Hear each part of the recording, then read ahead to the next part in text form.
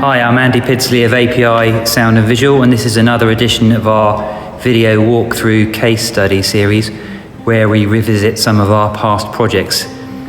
Today we're at Crediton Methodist Church in Devon, where we've put in a 3-screen system. Quite unusual, this one, because the church needs to be able to turn the whole building around 90 degrees, because of some meetings they use the interior in a portrait format, and some meetings they'd like to be able to use it in more of a landscape or cafe style format. So we have 2 screens at the front here, and then coming around to the other end of the long side we have a 3rd screen, and we've done exactly the same thing with the loudspeakers. You can see there's a loudspeaker here, center shot, which effectively looks like a rear speaker, but actually is the right hand speaker when the room is in landscape mode.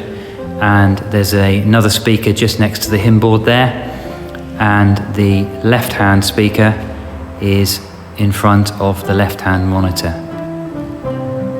So when it came down to the choice of loudspeaker, you'll see we've used a slim line array unit from FBT. You may have seen these in some of our other videos. This is one of our favorite units because using line array technology means that you can reproduce sound in a fairly reverberant environment without unduly exciting the reverberance of the room. The speaker itself has several elements in it. You can see there are at least 6 small loudspeakers, and just at the top there is a tweeter array. This forms a cylindrical sound wave as it comes out into the room, so very little audio is spilled out in an upward or a downward direction. It's produced in a horizontal fan shape. This allows us to fill the room with sound without unnecessarily firing sound up into the ceiling or down to the floor.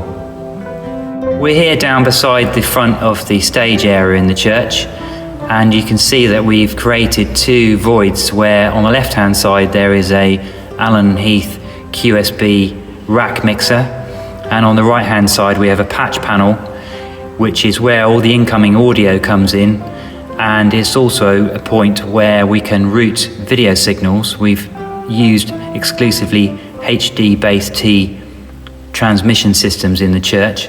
These allow us to send completely uncompressed digital video from an HDMI source up to 70 meters without any signal degradation.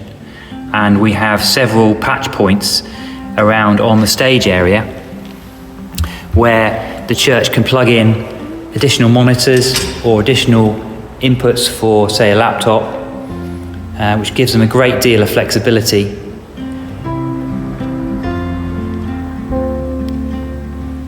As you can see here, we have 2 XLR inputs for pure audio signals back to the mixer, and then to the right we have 2 𝐸𝐴HCON sockets which we use for patching the HD-based display system.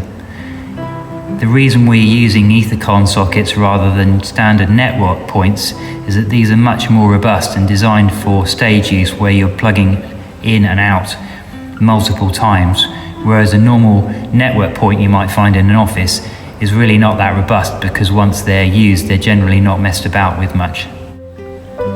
So here we are at the control desk, which incidentally is only connected via 4 network connections and a couple of audio plugs, which means that the whole thing can quickly be moved out of the way if the church needs to be cleared for other events. We have a large monitor for the operator for the PowerPoint for the words, and also a smaller preview monitor showing you what's going out of the switcher. So down below here we have a 4x4 matrix switcher with HD-based outputs. So we have 1 input for the main computer, 1 for a second laptop which can be connected here.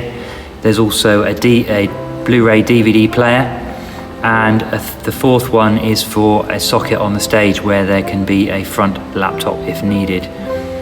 And just above here you can see the iPad which controls the sound system.